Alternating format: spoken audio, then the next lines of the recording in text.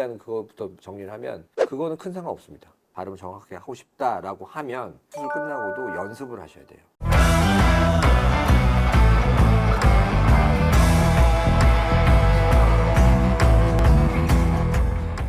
안녕하십니까. 양달TV에서 비유를 담당하고 있는 비달 황종민 원장입니다. 네, 정리를 담당하고 있는 정달 권미소 원장입니다. 원장님, 저 궁금한 게 있는데요. 유튜브 보면은 가수들이나 이제 가수. 분들이 양 수술 후에 뭐 발음이라든지 목소리가 변하지 않을까 이거 걱정을 많이 하시잖아요. 그런 거 관련해서 이제 걱정하지 마라, 안 변한다 이런 거는 맞는데 저 같은 경우에는 이 발음 새는 것 때문에 되게 스트레스거든요. 그래서 수술 후에도 이 발음 새는 게 교정이 되는지. 이게 발음이 주로 이게 아마 주곡토 관자에서 안 되는 발음이 있는데 그 발음이 좋아지냐 수술에, 그렇죠? 근데 이제 그런 경우가 있어요. 특히 이제 목소리가 관련된 직업을 가지신 분들, 가수, 그 다음에 아나운서들, 네, 그런 분들이 수술을 하고 싶은데 지금 목소리가 바뀌거나 발음이 바뀌거나 그걸 걱정하시는 분들이 있는데, 일단 그것부터 정리를 하면 그거는 큰 상관 없습니다.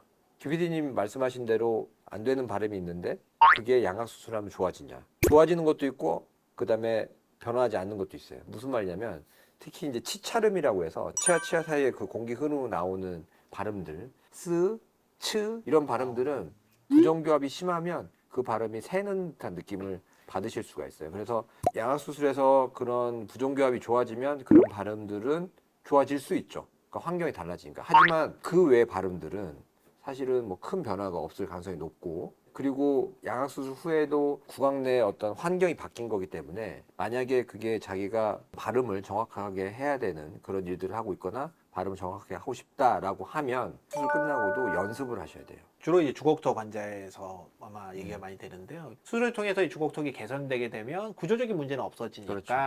그런 부분은 해결이 되지만, 발음을 우리가 형성하는 게 반드시 어떤 치아나 뼈로 인한 구조에 의해서만 결정되는 건 아니고 근육의 어떤 부분들이 또 작용하는 하는 거라든지 말을 하는 속도라든지 의식 뭐 이런 것들에 의해서 작용되기 때문에 구조적인 문제가 없어지더라도 어느 정도 연습은 반드시 필요하다. 그렇죠.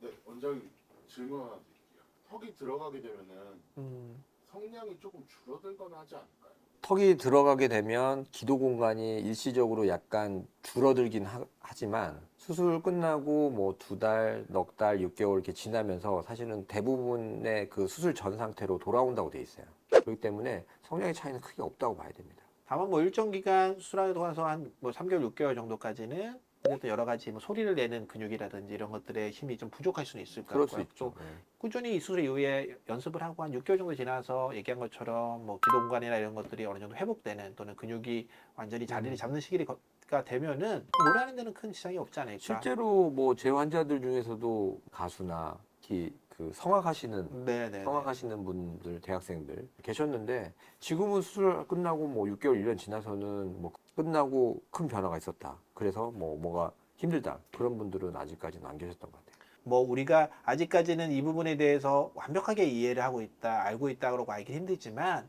적어도 이게 적절한 훈련과 노력을 통해서 해결되지 못할 만큼의 어떤 구조적인 문제를 만들지는 않는다라고 생각하는 게 맞는 것 같긴 합니다.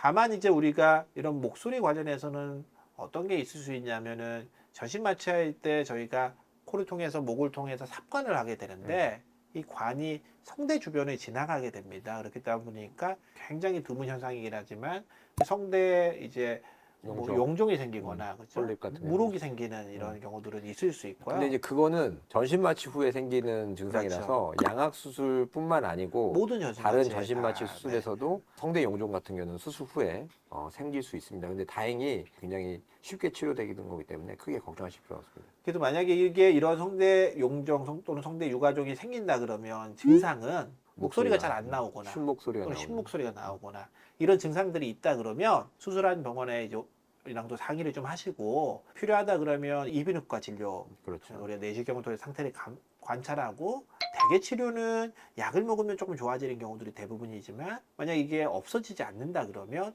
경우에 따라서 이비인후과 수술이 필요한 경우도 있을 수는 있기 때문에, 내가 수술 지나고 나서 한 달 정도 지났음에도 불구하고 목소리가 잘 안 나오거나 좀 쉰 목소리가 나오면 수술한 병원에 다시 한번 이제 상의를 하는 것들은 꼭 필요할 것 같습니다. 네, 오늘은 이렇게 이제 목소리와 관련된 발음 노래에 대해서 한번 알아봤는데요. 이 내용에 대해서 이제 권원장님께서 한 줄로 정리해드리겠습니다.